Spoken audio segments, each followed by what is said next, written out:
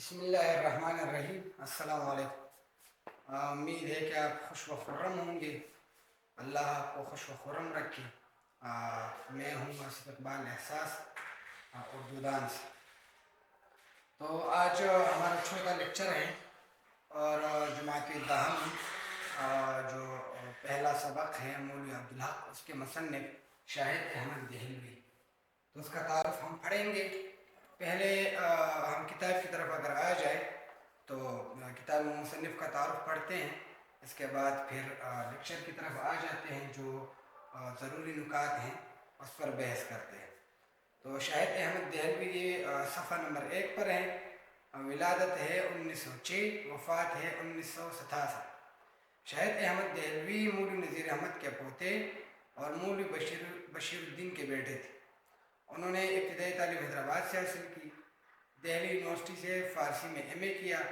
تعلیم مکمل کرنے کے بعد ماہنامہ ساقی جاری کیا۔ ماہنامہ وہ ہوتا ہے جو ماہ میں ایک دفعہ نکلتا ہے، ساقی اس کا نام تھا، رسالہ تھا، اور اسی نام سے ایک بک کو ڈپو بھی قائم کیا۔ اس رسالے نے بے شمار نئے لکھنے والوں کو متعارف کرایا اور ان کی حوصلہ افزائی کی۔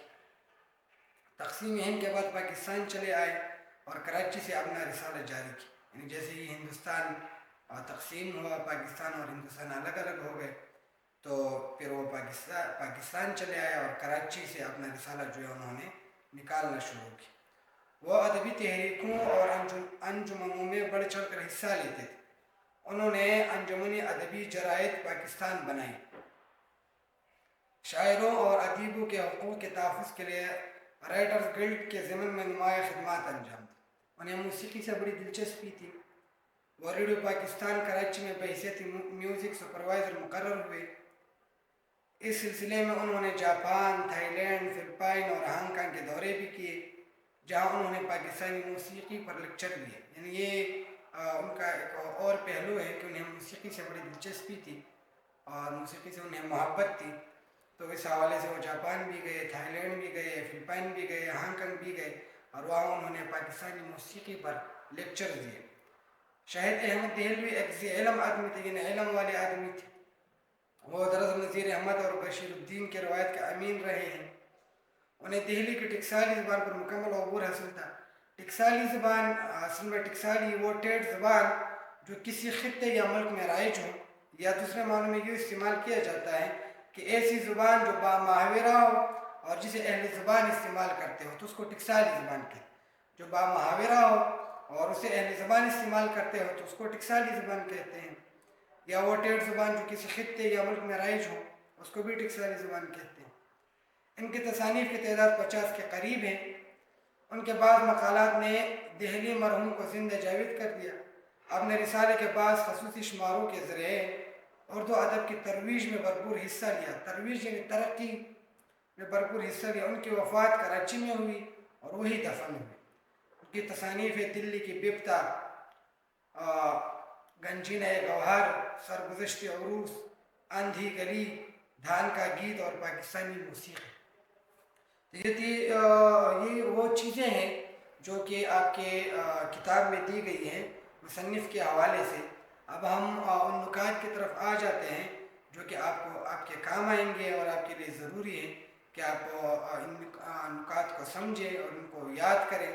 یاد کرنے کی ضرورت نہیں ہے، ان کو سمجھنے کی ضرورت ہے، ان کو سمجھیں تو یہ آپ کے کام بھی آ سکتے ہیں، امتحان میں بھی آپ کے کام آ سکتے ہیں۔ اور اگر آپ کو دیا جاتا ہے کہ شاہد احمد دہلوی پر نوٹ لکھے، تو یہ وہ نکات ہیں جو کہ آپ کو نوٹ لکھنے میں آپ کی مدد کریں گے۔ اچھا، تو ہم آ جاتے ہیں۔ مصنف کا نام ہے شاہد احمد دہلوی۔ پیدائش ان کی ہے 1906 اور وفات ہے 1967، یعنی 1967 یہ وفات۔ اچھا، ان کے والد کا نام تھا مولوی بشیر الدین۔ آپ سے پوچھا جا سکتا ہے کہ شاہد احمد دہلوی کس کے بیٹے تھے یا مولوی بشیر الدین کس کے والد کا نام ہے، تو مولوی بشیر الدین جو ہے یہ شاہد احمد دہلوی کے والد کا نام ہے۔ اچھا، وہ نذیر احمد کے پوتے تھے۔ یہ ایک بڑا اہم نقطہ ہے، آپ سے یہ پوچھا جا سکتا ہے کہ وہ کون سے مصنف ہے جو نذیر احمد کے پوتے تھے، تو یہ آپ نے یاد رکھنا ہے کہ شاہد احمد دہلوی جو ہے وہ نذیر احمد کے پوتے تھے۔ اچھا، ابتدائی تعلیم انہوں نے حیدرآباد سے حاصل کی۔ پھر جو اہم نقطہ ہے وہ ہے کہ انہوں نے ایم اے فارسی کیا، وہ اس نے کیا دہلی یونیورسٹی سے، صحیح ہے، ان کی تعلیم کے حوالے سے ایک نقطہ ہے۔ پھر انہوں نے ایک کام جو کیا جو کہ یاد رکھنے کا ہے، وہ ہے ماہنامہ ساقی جاری کیا انہوں نے۔ تو اگر آپ نوٹ لکھیں گے تو ان چیزوں کا آپ ذکر کریں گے باقاعدہ طور پر۔ پھر تقسیم ہند کے بعد پاکستان چلے آئے، اچھا، پھر انجمن ادبی جرائد پاکستان بنائی، یہ بھی ایک اہم نقطہ ہے۔ اس کے بعد شاہد احمد دہلوی کو موسیقی سے بڑی دلچسپی تھی، یہ ایک اہم نقطہ ہے، آپ نے اس کو یاد رکھنا ہے۔ ریڈیو پاکستان کراچی میں بحیثیت میوزک سپروائزر کام کیا، یہ بھی ایک اہم نقطہ ہے۔ مختلف ممالک میں پاکستانی موسیقی پر لیکچر دیے، اور ان کے تصانیف جو ہے، آخر میں ان کے تصانیف آ جاتے ہیں جو کہ میں نے الفبائی ترکیب سے لکھی ہیں آندھی گلی، دھان کا گیت اور پاکستانی موسیقی، دلی کی بیبتا، سرگزشت عروس اور گنجینہ گوہر۔